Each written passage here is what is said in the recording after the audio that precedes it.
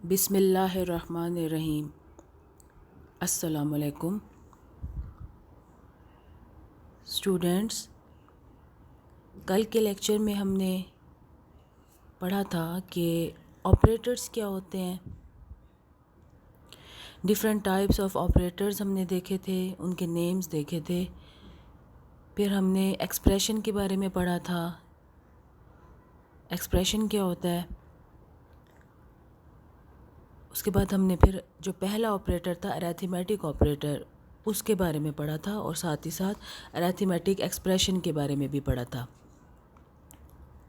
फिर हमने देखा था कि डिवीजन ऑपरेटर किस तरह से वर्क करता है। इंटीजर ऑपरेंड्स हों तो उनके साथ वो किस तरह से काम करता है, और फ्लोटिंग पॉइंट ऑपरेंड्स हों तो उनके साथ वो किस तरह से काम करता है। आज के लेक्चर में हम देखेंगे कि किसी एक्सप्रेशन की डाटा टाइप क्या होती है। What is mean by data type of an expression? Give some examples. The data type of an expression depends on the types of operands in the expression. जो ऑपरेंड्स हम use कर रहे होते हैं अपने एक्सप्रेशन के अंदर, तो उस एक्सप्रेशन की डाटा टाइप उन्हीं ऑपरेंड्स पे डिपेंड कर रही होती है। अगर हमारा एक ऑपरेंड इंटीजर है, दूसरा ऑपरेंड भी इंटीजर है, तो हमारे एक्सप्रेशन की डाटा टाइप क्या होगी? इंटीजर ही होगी।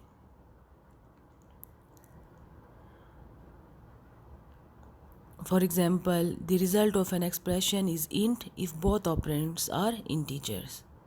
वही बात उन्होंने बताई हुई है। An expression in which operands are of different data types is called mixed type expression. ऐसा एक्सप्रेशन जिसमें ऑपरेंड्स की डाटा टाइप डिफरेंट हो, यानी कि अगर एक कोई फ्लोट ऑपरेंड है और एक इंटीजर ऑपरेंड है, तो ये दोनों की डिफरेंट डाटा टाइप है, तो इसमें इस वाले एक्सप्रेशन को क्या कहते हैं? Mix type expression. In this case, the result of an expression is evaluated to larger data type in the expression.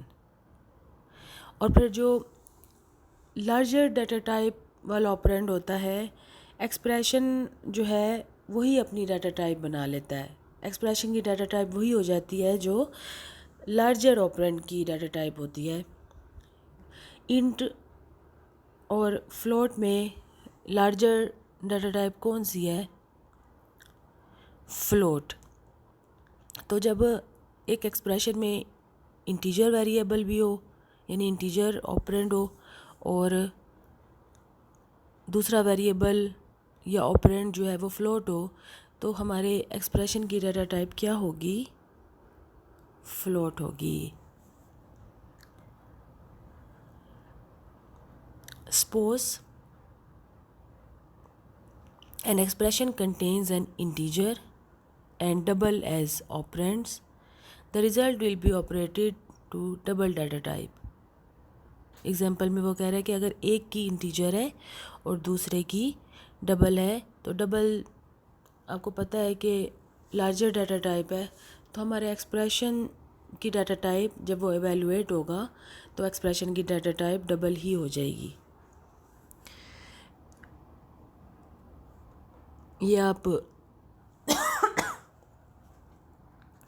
ये आप अगर टेबल देखें, एक्सप्रेशन और डाटा टाइप ऑफ एक्सप्रेशन, अगर इंट और फ्लोट हैं तो हमारे एक्सप्रेशन की डाटा टाइप क्या होगी? फ्लोट। अगर इंट और लॉन्ग हैं तो हमारे एक्सप्रेशन की डाटा टाइप लॉन्ग होगी, क्योंकि लॉन्ग बड़ा है। अगर इंट और डबल है तो हमारे एक्सप्रेशन की डाटा टाइप डबल होगी। फ्लोट और लॉन्ग डबल है तो हमारे एक्सप्रेशन की डाटा टाइप लॉन्ग डबल होगी।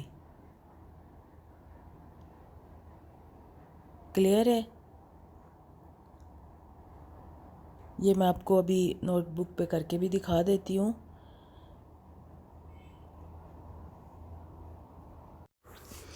जी, अगर आप ये देखें कि एक हमने इंटीजर वेरिएबल ए लिया और एक हमने फ्लोट वेरिएबल बी ले लिया, तो जब हम ए प्लस बी करेंगे तो इसका क्या मतलब है कि ए प्लस बी ये हमारा एक्सप्रेशन है, और इस एक्सप्रेशन को जब एवेलुएट किया जाएगा, यानी ए और बी को जब ऐड किया जाएगा, तो हमारा एक्सप्रेशन जो होगा वो क्या होगा, फ्लोट होगा।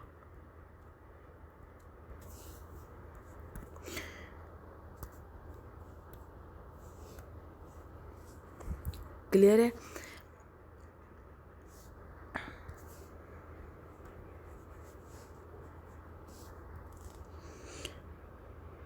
ए में हम डालते हैं 3, बी में डाल देते हैं 7.5। तो जब हमने ए प्लस बी ऐड किया तो 3 प्लस 7.5 क्या आंसर रहेगा इसका,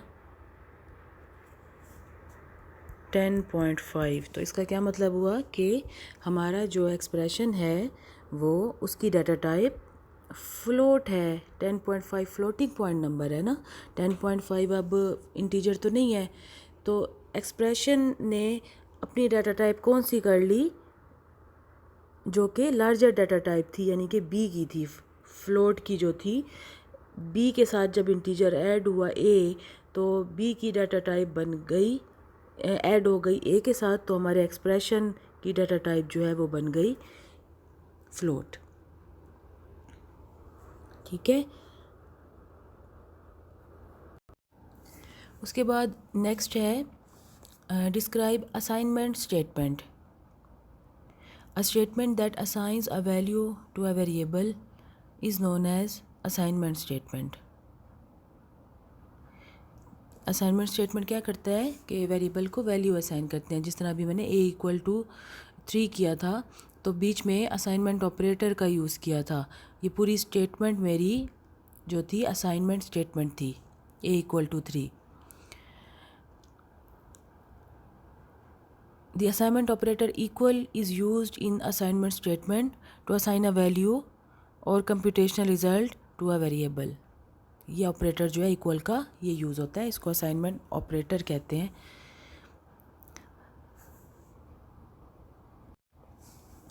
The name of variable is written on the left side of the assignment operator and the value is written on the right side of assignment operator। ठीक है ना, कि जब भी हम असाइनमेंट कर रहे होते हैं तो वेरिएबल का नाम होता है लेफ़्ट साइड पे, और जो वैल्यू असाइन करते हैं वो होता है राइट साइड पे। जिस तरह ए इक्वल टू 3 अभी मैंने लिखा था, तो ए क्या था, वेरिएबल, वो हमारा लेफ़्ट साइड पे था, और 3 जो हमने उसको असाइन किया था वो राइट साइड पे था। The value can be a constant, जैसे कि 3, ए इक्वल टू 3 वेरिएबल भी हो सकता है, यानी कि ए इक्वल टू बी हम कर दें, ए में कोई वेरिएबल असाइन कर दें तो उस वेरिएबल की वैल्यू में चली जाएगी। जैसे मैं आपको बताती हूँ कि ए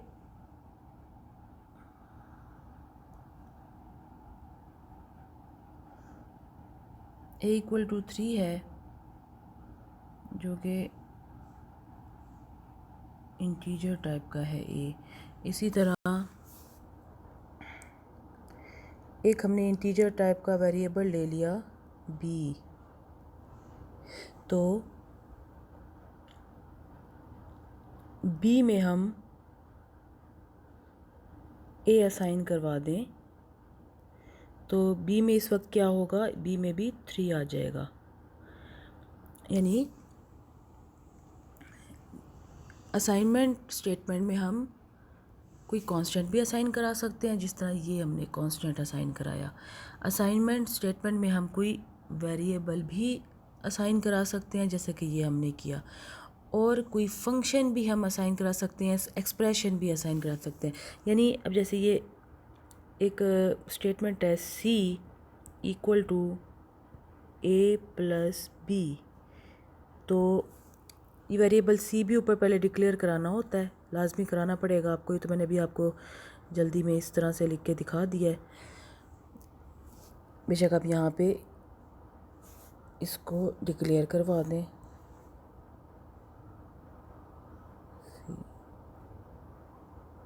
तो ये अंडरस्टूड बात है, आपको ये हर दफ़ा बताने की ज़रूरत नहीं है कि हमें हर दफ़ा डिक्लेयर कराना है, आपने इसको कराना ही है डिक्लेयर। तो मैं कहीं पे अगर वेरिएबल आपको समझाने के लिए यूज़ कर लेती हूँ तो आप ये मत सोचिएगा कि मैम ने असाइन शुरू में डिक्लेयर नहीं कराया और असाइन करा दिया है। तो अब ये जो है वेरिएबल हमारा लेफ़्ट साइड पे है और एक्सप्रेशन भी राइट साइड पे हम दे सकते हैं। जिस तरह हमने कांस्टेंट दिया था या हमने वेरिएबल दिया था तो एक्सप्रेशन भी दे सकते हैं। और चौथी चीज़ है फंक्शन। तो फंक्शन जब आप आगे बढ़ेंगे तो फिर वो आपको बताएंगे हम कि किस तरह से हम फंक्शन भी यहाँ पे दे सकते हैं। तो ये आपको उम्मीद है कि क्लियर हो गया होगा असाइनमेंट स्टेटमेंट।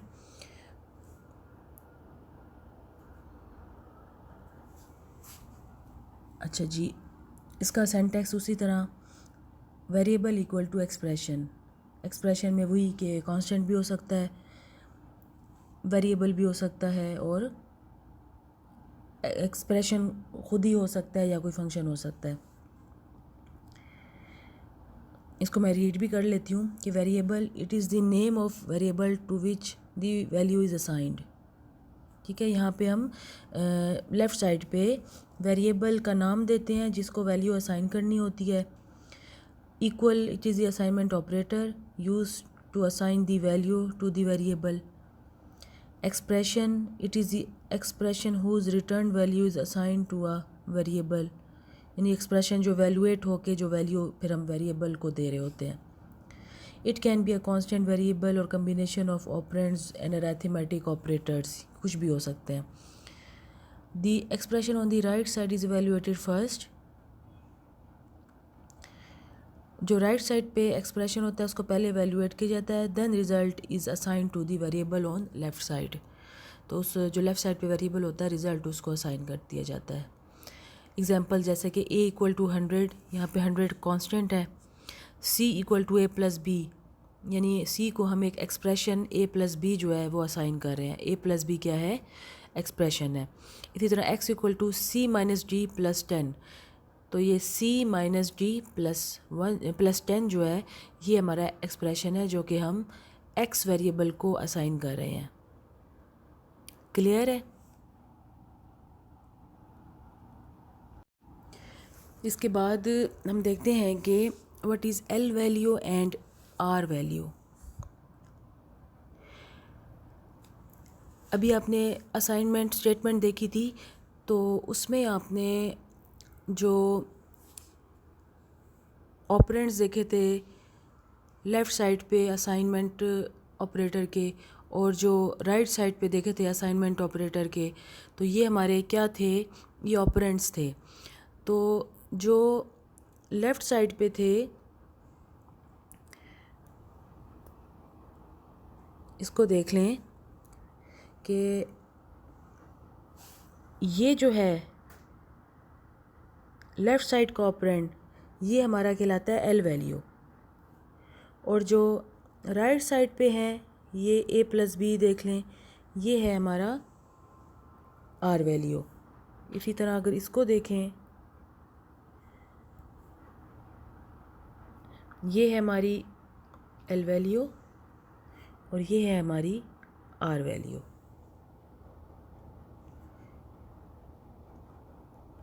तो जो हमारी आर वैल्यू होती है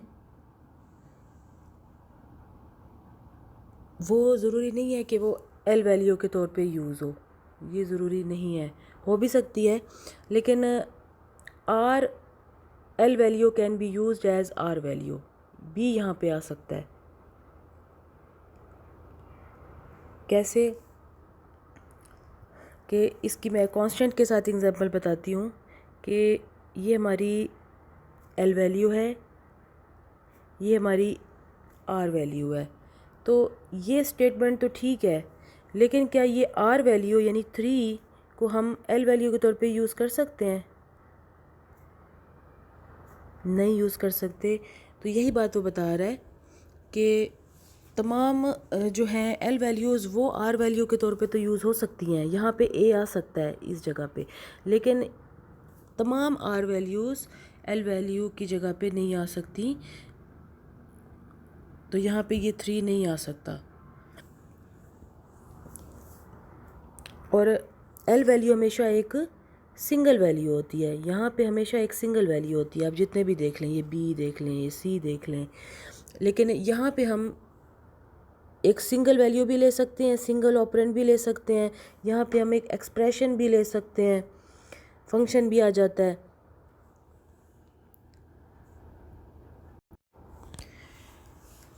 तो इसको मैं रीड कर रही हूँ। An l value is an operand that can be written on the left side of assignment operator. Assignment operator की लेफ़्ट साइड पे एल वैल्यू होती है। It must always be a single value. ठीक है, अभी मैंने बताया आपको। An r value is an operand that can be written on the right side of assignment operator. R value जो है वो हमेशा राइट साइड पे होती है। All r values can be used as r values, sorry, all l values can be used as r values, but all r values can not be used as l values. अब आपको ये समझ में आ रही होंगी lines. For example, a constant can be used as r value but it can not be used as l value. The expression x equal to 5 is valid but the expression 5 equal to x is not valid. ठीक है। अच्छा जी, अब ये आपका एक programme आ रहा है mathematical operations का। इस प्रोग्राम में वो यही कह रहा है कि write a program that performs all mathematical operations on 2 variables. 2 variables हों लेने हैं, ये चीज़ बताई हुई है कि अपने वेरिएबल्स 2 लेने हैं और उन्हीं वेरिएबल्स को यूज़ करते हुए तमाम मैथमेटिकल ऑपरेशंस परफॉर्म करने हैं। तो मैथमेटिकल ऑपरेशन कौन कौन से हैं आपको पता है, अपनी पिछले लेक्चर में भी पढ़ा है। प्लस, माइनस, मल्टीप्लाई, डिवीजन और फिर साथ मॉडुलस भी है यहाँ पे। तो हमने ये सारे ऑपरेशन परफॉर्म कराने हैं। तो आप ये अगर प्रोग्राम देखें कि हमने बिल्कुल उसी तरह जो स्टार्ट में हम करते थे हमेशा से,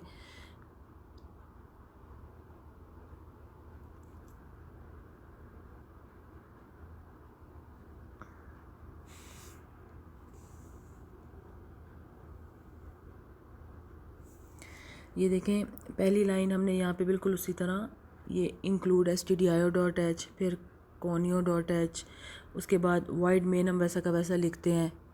और वाइड मेन की अब ये बॉडी स्टार्ट हो रही है यहाँ से, कर्ली ब्रेसिस जिसको डेलीमीटर भी कहते हैं। अब उस कर्ली ब्रेस के बाद हम अपनी लॉजिक स्टार्ट करते हैं।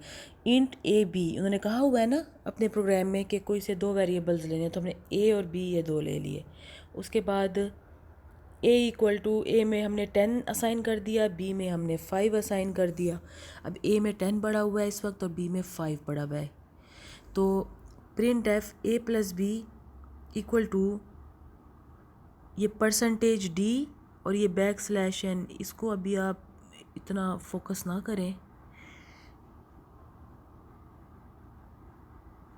इन दो को बस आप ये रखें कि a plus b equal to ये वैसा का वैसा प्रिंट होगा। और a प्लस बी ये हम कोमे के बाद जो दे रहे हैं ये इसकी वैल्यू प्रिंट हो जाएगी। तो a में 10 है और 5 में b में 5 है, तो 15 जो है ये प्रिंट हो जाएगा। तो हमारी आउटपुट स्क्रीन पे a plus b equal to 15 ये रिज़ल्ट आएगा। a minus b equal to 10 minus 5, तो 5 हमारा यहाँ पे इसकी जगह पे प्रिंट हो जाएगा। a स्टेरिक b यानी मल्टीप्लाई b इक्वल टू, तो इनको जब 10 और 5 को मल्टीप्लाई करके कंपाइलर रिज़ल्ट हमारा इसकी जगह पे दिखा देगा। ये आप देखते जाएं रिज़ल्ट साथ साथ, a मल्टीप्लाई b, फिर a divided by b equal to, यानी 10 जब डिवाइड होगा 5 पे तो 2 रिज़ल्ट आ रहा है, और जब पूरा पूरा डिवाइड हो रहा है तो आपको पता है रिमाइंडर 0 आता है, तो मॉडुलस ऑपरेटर हमें 0 जो है वो दिखा रहा है। क्लियर है?